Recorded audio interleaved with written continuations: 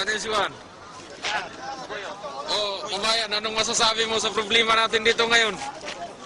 Ako'y nananawagan sa gobyerno ng Pilipinas at sa lahat ng may kapangyarihan dyan na kami tulungan dito sa Saudi Arabia. Kami umalis dyan sa Pilipinas noong September 12 sa agency ng Concept. Nung dumating kami dito, walang ibinigay sa amin na temporary ikama o kaukulang papeles. At hinintay namin yun hanggang nakarating kami ng 6 na buwan dito sa Saudi. Tapos nung dumating na yung 6 na buwan, pinaguhuli na kami ng mga pulis dito dahil kami mga illegal dito. Tumatawag kami sa Concept, nagte-text kami. Wala silang ginagawang tulong na nanggagaling sa kanila o aksyon.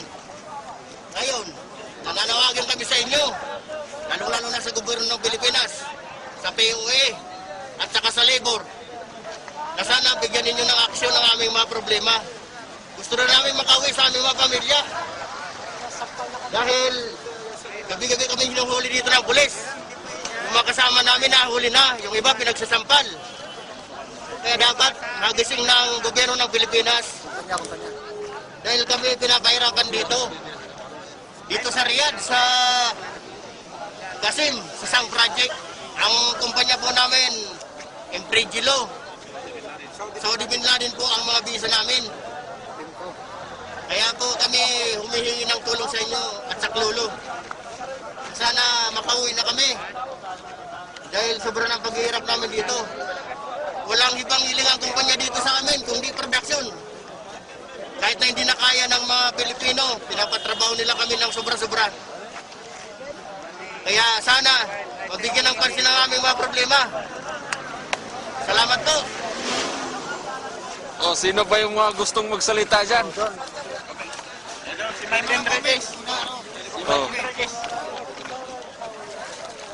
Dinadayin po namin ang problemang ito kung sa ating mga kasama sa gobyerno sa ating bansa, sa Pilipinas, lalo-lalo na sa Concept Agency na nagpaalis sa amin. Ang problema dito ay matagal na po kami. Yung mga ikama na na-issue na mas nauna pa kayo sa amin. 6 na buwan po kami. Ang kailangan lang dapat 3 buwan. Pero bakit hanggang sa ngayon? Problema namin ng ikama. Kagabi kasi pinasok kami ng mga pulis.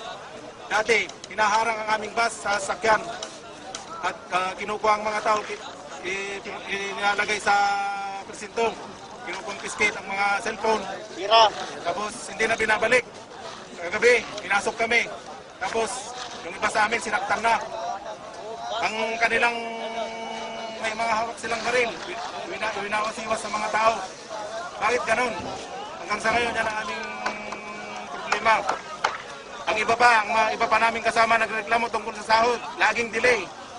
Dinidelay hanggang binibigay ng 2 buwan. Yung overtime hindi binibigay. Nananawagan kami sa Concept. Tumulong naman kayo sa ating mga kabayan dito. Hindi lang nagpapalis ka ng tao. Mabilis lang kayong magpalis pero sa problema hindi kayo makakatulong. Tumatawag kami sa ating gobyerno, sa ating mahal na presidente, sa ating mahal na vice president. Umaksyon naman kayo, please. Salamat po. Oh, sino ba yung gustong magsalita tungkol sa ating problema? Wala na? Okay.